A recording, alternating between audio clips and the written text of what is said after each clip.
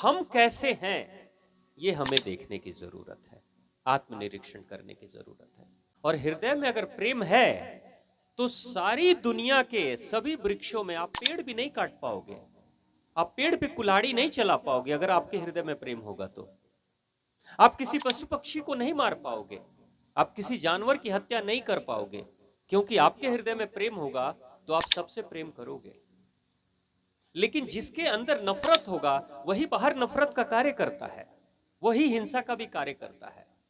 यानी देवी भागवत महापुराण को ठीक से समझकर और अपने जीवन में उतार कर इंसान क्या करता है, अपने अंदर प्रेम जगाता है, मगर सारे संसार में उसको हर जगह पे ईश्वर और ईश्वर की संतानें दिखाई देती हैं। उसके मन से सारे भेद विकार, ऊंच नीच, छोटे बड़े, अमीर गरीब, पढ़ा लिखा अनपढ़, ये सारा भेद मिट जाता है, क्योंकि सब वही है।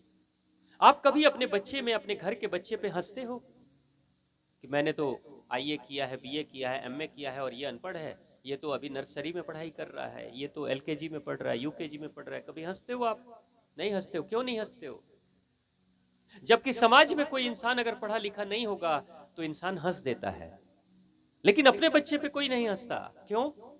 क्योंकि उसको पता है ये मेरा है, उस बच्चे से प्रेम है, तो हंसेगा कैसे? तो प्रेम है बच्चे के लिए, हृदय में प्रेम है बच्चे के लिए, तो बच्चे के ऊपर हंसेगा नहीं, कटाक्ष नहीं करेगा, ताने नहीं मारेगा उस बच्चे के ऊपर।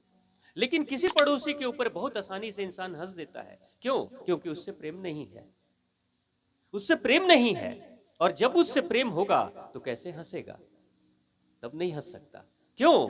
क्योंकि उसका दिल दुखेगा तो मेरा भी दिल दुखेगा।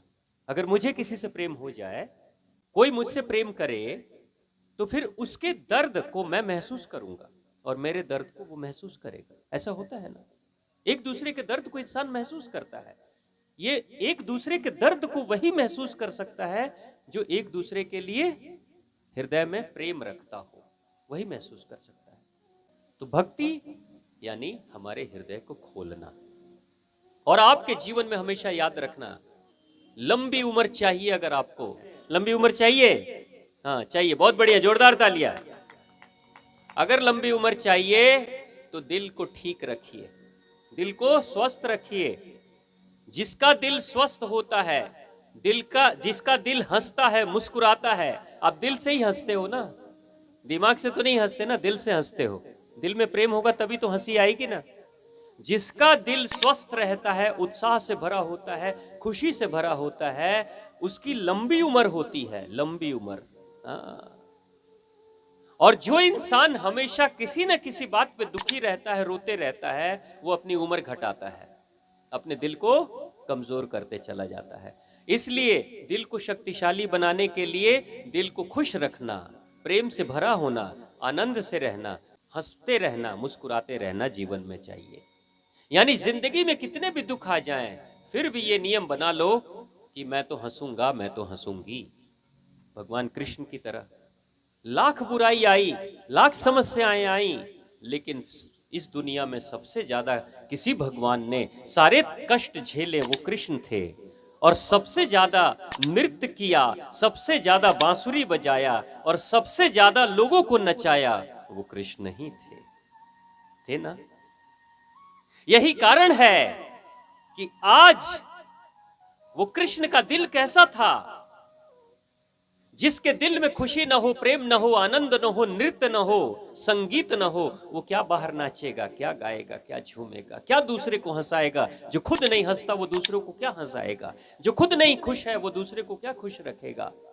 तभी तो मौत के फन पर भी, कालिया नाक के ऊपर भी कृष्ण नाचते हैं, नृत्य करते हैं, क्योंकि अंदर से उत्साह था तभी तो।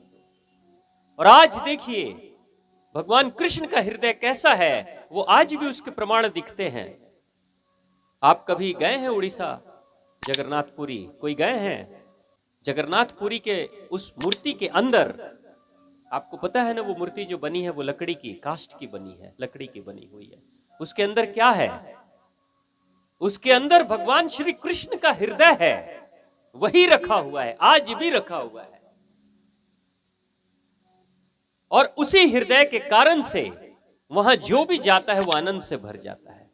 जिसके हृदय में खुशी होती है वो चारों तरफ खुशी बिखेरते रहता है। जो लोग भी उसके संपर्क में आते हैं सभी खुश हो जाते हैं, सभी उत्साह से भर जाते हैं।